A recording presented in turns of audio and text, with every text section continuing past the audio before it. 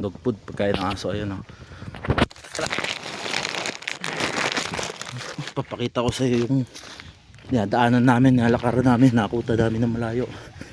Ayun, mga aso nakapaligid. Nakakatakot nga lang iba kasi parang tatapag nung iba eh. Pero hindi naman sila nang ano, basta wag mo lang papansinin. Ayun yung si Brown. Si Brown tumaba na, dati maliit lang yun. Ayun yung malaki oh. Putsan laki nun. Yung iba matapang. Ayun oh. Basta wag mo lang sila anihin kasi papansinin. Ayun yung malaki oh. Dami. Tapang yung iba. Ayan sila. Ito, mabait niya. Ayan, mabait yan. Mabait yan. Cute yan. Iba matapang. Sila diretso ka lang. Wala sila pansinin. Okay.